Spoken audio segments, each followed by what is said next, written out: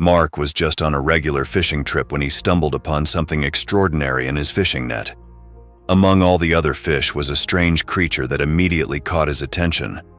Its unusual appearance was unlike anything he had seen before. Mark knew instantly that this was no ordinary catch. He had to get the creature to an expert who could help him understand what he had found. Sitting in his car, Mark reached for the little monster, now placed carefully in a bowl filled with seawater to keep it alive for as long as the trip to home would take. As evening was getting along with day and the night almost full into this roomy space that housed earthlings, Mark hoped his newfound creature would manage through until morning. When Mark got to the expert's house, he knocked on the door with a frantic pace. The expert opened it in confusion, apparently surprised by this visitor, but Mark was too excited about his unique finding to care about social politeness.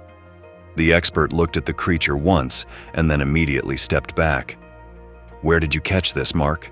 he asked seriously. "This creature is..." But what had Mark caught? Why was it so special? And what would the expert say? Fishing was Mark's escape from the monotonous world of corporate cubicles. His day job was typical: rows of desks, endless paperwork, and the constant hum of office machinery. It paid well, which was crucial for supporting his family, but it left him craving something more exciting. Weekends and days off meant freedom for Mark. He'd load up his boat, drive to the coastline, and spend hours on the water. Fishing wasn't about catching a massive haul for him. It was about the peace, the solitude, the gentle rocking of waves against the hull. Most trips yielded little, perhaps a small fish or an occasional crab tangled in his net. But this day would be different. As the afternoon wore on, Mark readied himself to head back to shore. He started reeling in his net, which was dragging along the sea bottom. Something didn't feel right. The net felt heavier than it should, and instead of smoothly rising from the water, it was dragging. The practical part of Mark's mind instantly went to calculating the financial loss. These nets weren't cheap. He leaned precariously over the edge of the boat. His fingers reached into the water, feeling for the net. Then, off balance, Mark tumbled into the sea.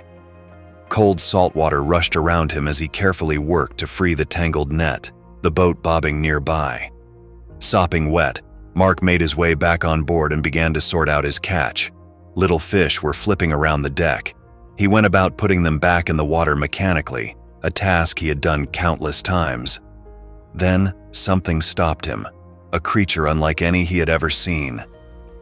No larger than his middle finger, the creature looked like something out of a worm-lizard hybrid nightmare. While its body was smooth, serpentine in shape and texture, its head appeared decidedly reptilian. Mark steadied himself, then reached for his phone to click a photo. Using an empty bowl, he scooped some seawater and transferred the creature. It moved with a grace so unexpected that it darted away whenever Mark drew too close. Its movements were deliberate, almost intelligent. "What are you?" Mark whispered, fascination replacing his initial caution. The creature continued its tender dance within the small confine of the bowl. Mark's mind was racing with possibilities. Could this be a new species? The potential for a major scientific find sent a thrill through him. He gunned the boat's engine, eager to reach shore and find an expert who could help him fathom this mysterious find. Mark's footsteps landed on solid ground. He felt a mixture of relief and anticipation. The creature in the bowl darted back and forth, jolting its body with jerky, quick movements. Mark suspected it was frightened. Maybe it wasn't accustomed to light after having lived in the ocean's depth. He carefully laid a small towel over the bowl and proceeded on his way. Nosy neighbors who had witnessed the Coast Guard towing his boat peppered Mark with questions. He deflected their curiosity with a simple explanation of engine trouble, reluctant to reveal the extraordinary creature hidden just inches away. By nightfall, Mark sat and tried to work out his next move. He knew nothing about this mysterious creature, not even what it would eat.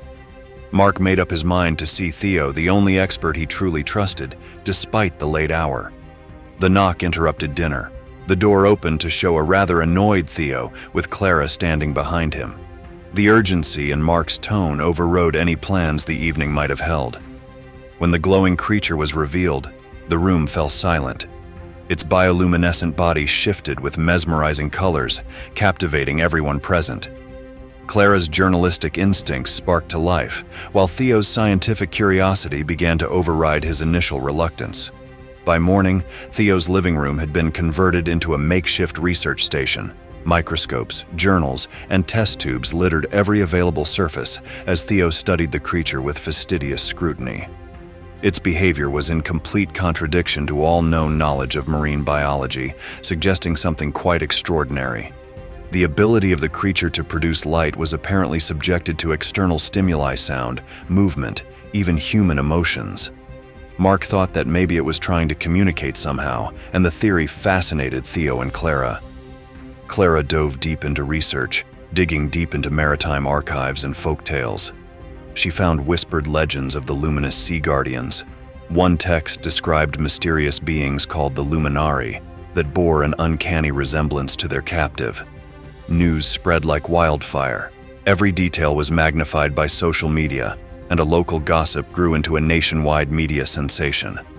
The town became a battleground of opinions where some saw the creature as a miraculous discovery, while others felt it was nothing more than a well-engineered hoax. A letter came from a prestigious marine research laboratory offering to take care of the creature, advance facilities, and humane treatment during research. Yet their claim of ownership created immediate tension. Mark, Theo, and Clara found themselves right in the middle of the increasingly complex situation. The town was divided, with people arguing passionately in public. In the cafes, debates buzzed on over scientific exploration versus the freedom of the creature. During a quiet moment, Mark shared with Clara in a deeply personal story, a near-drowning experience that had profoundly shaped his perspective. "It's yearning for freedom," he said softly, drawing a parallel between his own past and the creature's current predicament. Clara comprehended the level of empathy in Mark's words. An ethical battle had ensnared Theo, who could not reach a balance between scientific curiosity and moral responsibility. The nights became sleepless, entangled in a dilemma that weighed heavy on them. Clara is faced with a moral dilemma, her journalistic instincts pitted against her growing fondness for Mark, Theo, and the creature. With the news of the creature, environmental groups rallied demanding its freedom, and the intense media scrutiny mounted the pressure on the trio. Determined to set the creature free, they carefully planned their escape. On a stormy night, in the dark of night, they relocated the creature to a safe place. An unexpected visit by a journalist increased their anxiety and made them double their efforts. So, they began their dangerous travel on a night without moonlight. Every sound startled them. Every look filled them with fear. They went through all the secret roads, evading any pursuers, buying time with Clara's clever tactics. Finally, they reached the chosen cove, the sanctuary for this creature. With sadness yet hope in their eyes, they led it into the ocean. The moment this creature disappeared deep inside, a feeling of relief captured them. Their journey, however, was still far from over. The unstoppable chase of lab representatives and journalists threatened to expose their secret and jeopardize their hard-earned freedom. With quick wits and a network of friends, the three were able to evade their pursuers. Using back roads and covering their tracks, they used diversions to throw off would-be followers. This cemented their ability to keep a secret and how to evade others, their minds set on protecting the creature. Public reaction was sharply divided when the creature was released. Some were praising the trio for showing compassion and being environmentally aware, while others criticized them for denying the scientific community the chance to study what could have been a groundbreaking discovery. The social media was abuzz with debates, opinions polarized. Back at the lab, disappointment cast a long shadow. The representatives were disappointed due to the missed opportunity to uncover the secrets of the creature.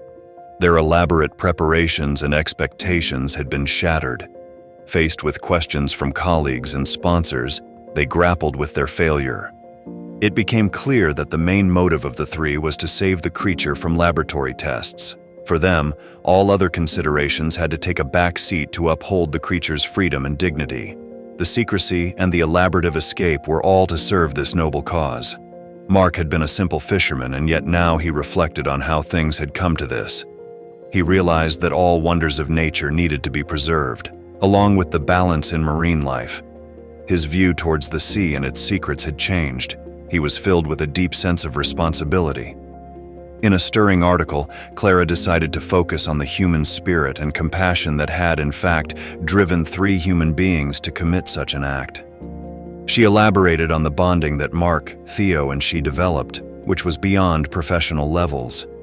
Clara's article touched hearts and made readers ponder upon the worth of empathy against scientific curiosity. Theo, influenced by the ethical dilemmas he had to face, considered changing his research to marine conservation. He realized that he needed to protect the fragile ecosystems and species, not take them to the laboratory for analysis. This shift in perspective marked a new chapter in his scientific journey. Mark went back to fishing trips, but his approach had changed. He now made each journey with a different respect for the sea's mysteries. He felt a deeper connection to the ocean and wanted to be a responsible steward of those waters he loved so much. The story ends on a serene note, with hints of the enormous mysteries yet to be revealed by the ocean. The actions of the 3 had already nailed the fact that some of the wonders of nature should be left as such, undisturbed to flourish in their own environs. An endless wellspring of enigma and beauty, it held secrets yet to come.